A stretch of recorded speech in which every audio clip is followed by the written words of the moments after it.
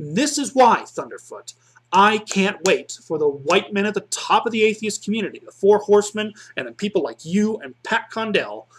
I can't wait for you guys to hurry up and pass away so that more women and non-whites can take their proper seat at the table. You know, normally I wouldn't give moronic haters the time of day, because the problem with morons is that they will bring you down to their level and beat you with experience.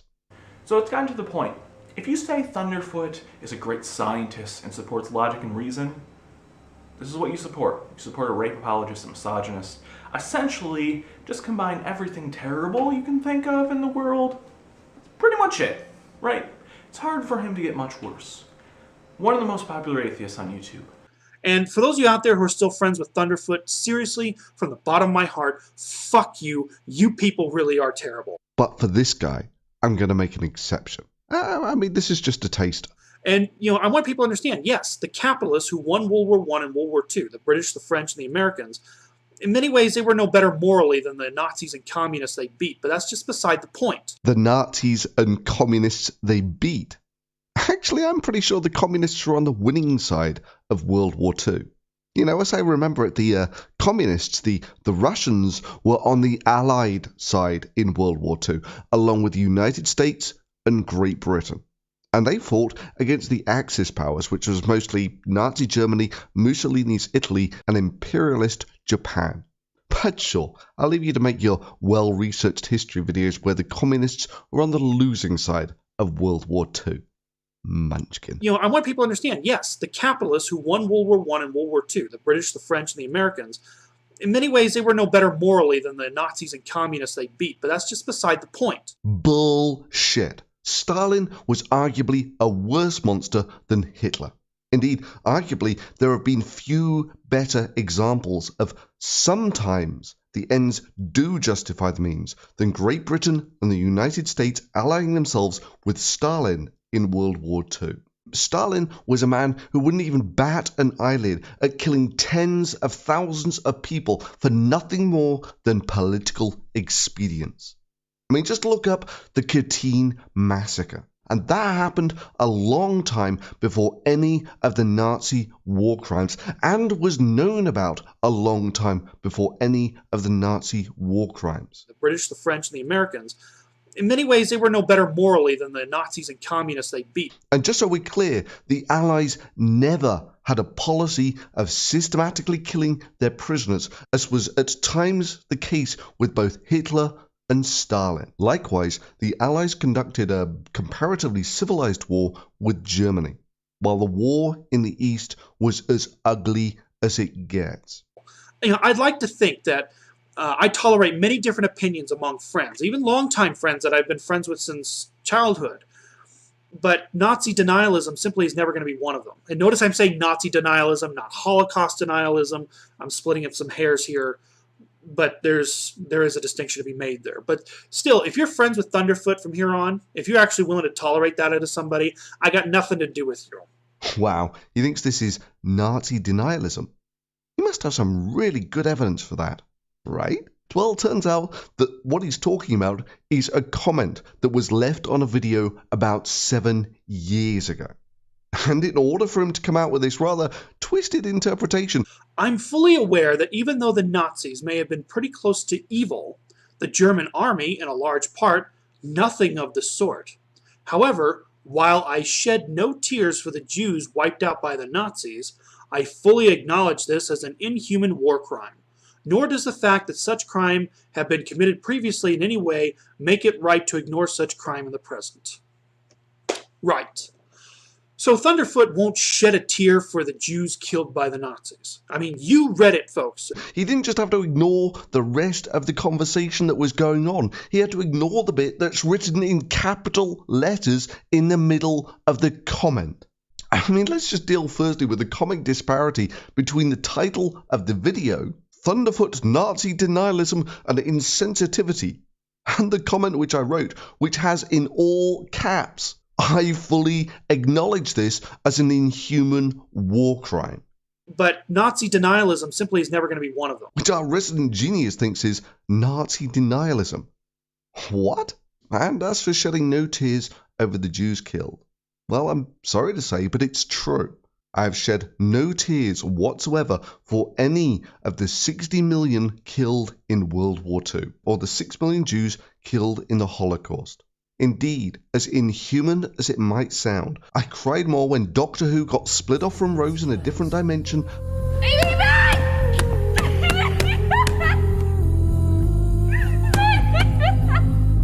It stopped working. He did it.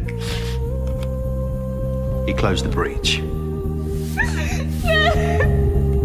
Than I did for the deaths of all the people in World War I and II. Sorry, but that's just the way that humans are. Indeed, I'll wager that the norm is people cry more over the deaths of their first pet than they did over the combined war deaths of the last century. Indeed, it would maybe be interesting to know how many tears our pious little social justice warrior captain here has actually shed over the 6 million Jews killed in the Holocaust. The reality is I just have no emotional connection with it, and pretending that I do would just be, well, dishonest. But for me, the value of facts like this is those who do not understand the lessons of history are doomed to repeat them. Which is exactly the message of the video from which these comments are taken from is saying. The American public was lied to month by month by each of these 5 administrations. As I say, it's a tribute to the American public that their leaders perceived that they had to be lied to. It's no tribute to us that it was so easy to fool the public. It's no tribute to us that it was so easy to fool the public. I mean, let me just read you a comment I left on this video 7 years ago. It's history who judges these things, but Iraq will be written up in much the same way as Vietnam. From the American point of view, it was an unnecessary war fought through political choice.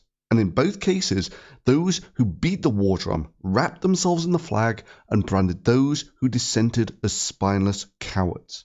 In both cases, the war was won, but the peace was lost, because while the US Army is great at kicking ass, it's pathetic at handling the aftermath.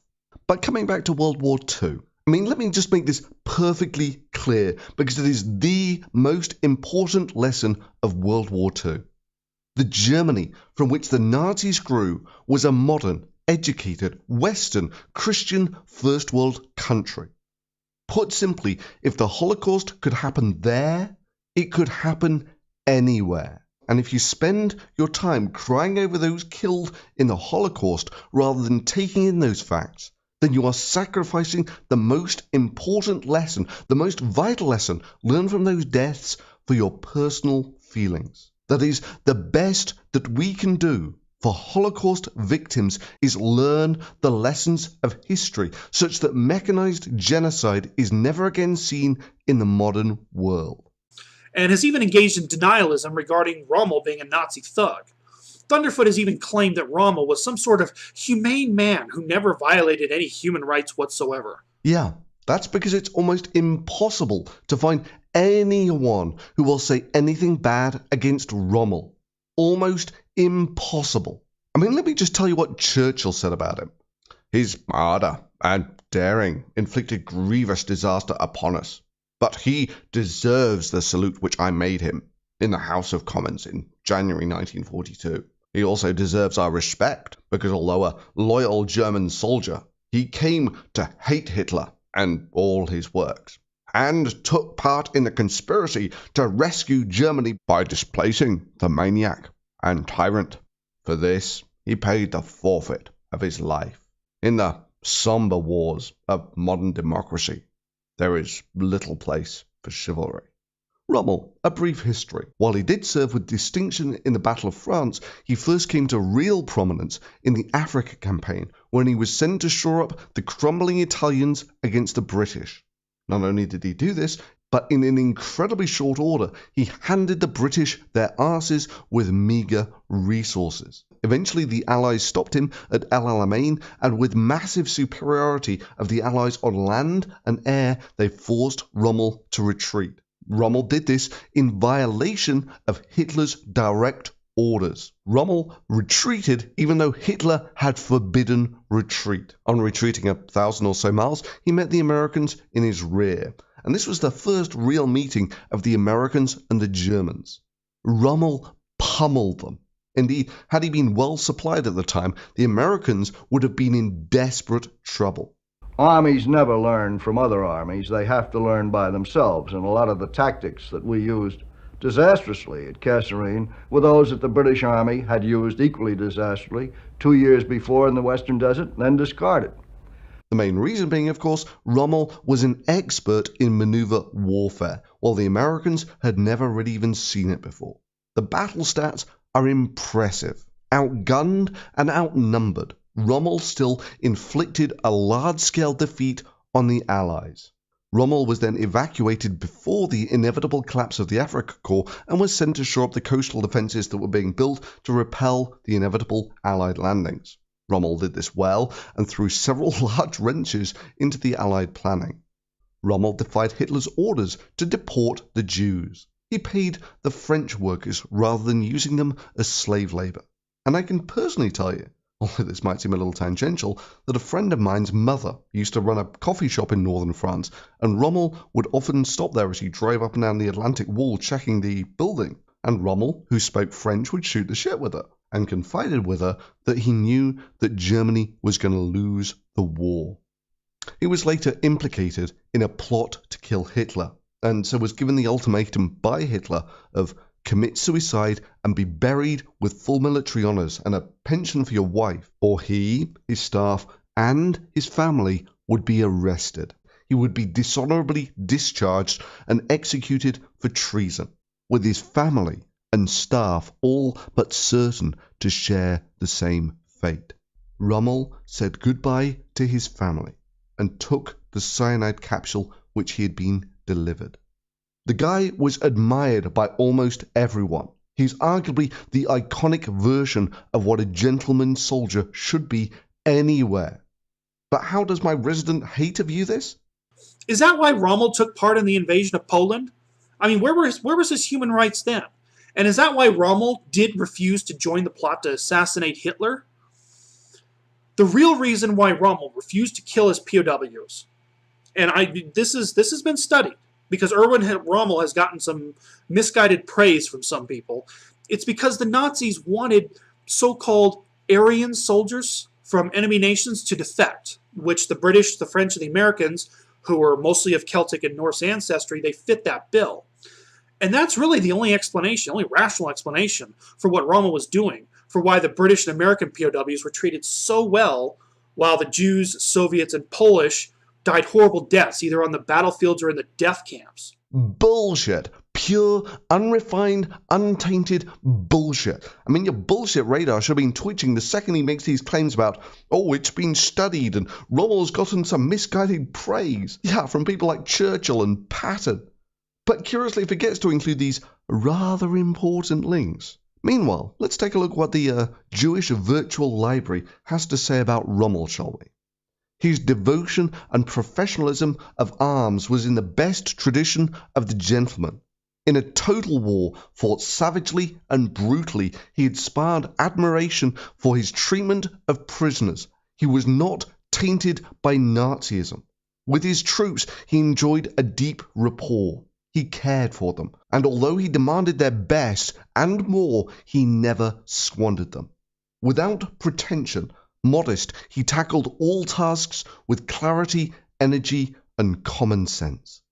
And to be honest with you, had Rommel survived the war, he would have been hanged with the rest of them. As for Rommel being strung up with the rest of them, what, you mean like Heinz Gregorian, who was another remarkable German general? Indeed, he's one of the few who could lay claims to being the father of modern armoured warfare. He was held by the Americans as a POW for a bit, investigated and released without charge. He then later went on to become the advisor of the military forces of Western Germany. Sure, the Nazis did some unforgivable stuff, but for the large part, the German army was a professional army. As the article you flash on the screen says, while they did participate in some war crimes, they were not an inherently criminal organization. And let me just give you a rough breakdown of what that means. The war in the West was largely a clean war.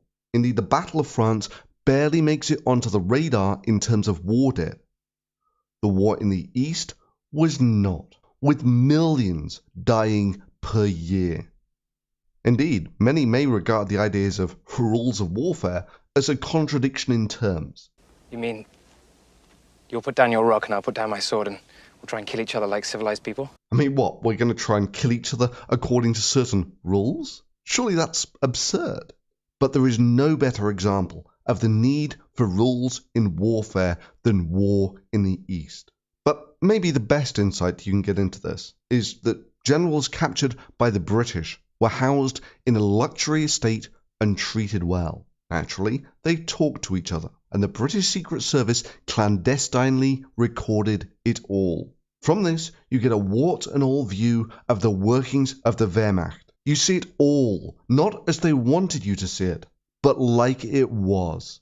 When I am asked to testify, whatever I say, I intend to twist it in such a way that the officer corps is cleared of everything. I'm absolutely determined. And then the captain says to the lieutenant, "Damn, I can't stand seeing these farmyard faces anymore." Takes out his revolver and shoots the farmer who he had personally invited over and blows him across the table. Now it's a 10-year-old boy's turn. The captain says, "Take him outside and shoot him." He was killed by a shot to the neck. I had them court-martialed. The captain just said, "We didn't shoot any human beings." I asked for the death penalty for both of them, a public execution, shot by their own company. They were just sent to some punishment battalion. We'd other things to worry about. What they did back there didn't matter to us. We just wanted to get out of it, alive. In Serbia, I was ordered to have 100 people shot for every dead German, and 50 people for every wounded German. But I never carried out the order. I had to do my duty. I couldn't say that seems wrong to me. I can't step out of line. You just can't. That's just what the senior Wehrmacht officers failed to say with one voice. We refuse to take part in these atrocities. They are a disgrace to the name of Germany. Sure, some of the lads may have shot people who put up their hands to surrender. But that was just the same on the other side. The oath of allegiance applies as long as the Führer lives. Do you consider the Führer mentally stable? You cannot allow a subordinate to determine whether his superior is mentally intact or not. Some of our soldiers, there are some in every unit, complete bastards, held nothing sacred. We had some. Stauffenberg, now he always had What a man. A noble, decent human being. A man with principles. The model of a decent, intelligent general staff officer. A man with the welfare of his troops at heart. Most of the army knew about the 20th of July, you know? No. It was discussed incredibly often. No, I don't believe that. They even consulted the commanders of the individual armies beforehand. What was, at its core, a professional army of a modern, educated, Western, Christian, First World country was ordered to do immoral things by a regime that they had helped, sometimes enthusiastically, to create, and how people, very little different from you or I, dealt with that situation. Sure, they bear their measure of blame for Hitler getting as far as he did. But bear in mind that Hitler did not run on a campaign of mechanized extermination of the Jews and war with Russia, but on patriotic messages of restoring Germany's former status. And by the time they were locked in a war of annihilation with Russia, the die was cast. I believed her. I helped her. I did not see what she was. Mr. Worf, villains who twirl their mustaches are easy to spot. Those who clothe themselves in good deeds are well camouflaged. But she, or someone like her, will always be with us, waiting for the right climate in which to flourish. Spreading fear in the name of righteousness. Vigilance, Mr. Worf. That is the price we have to continually pay.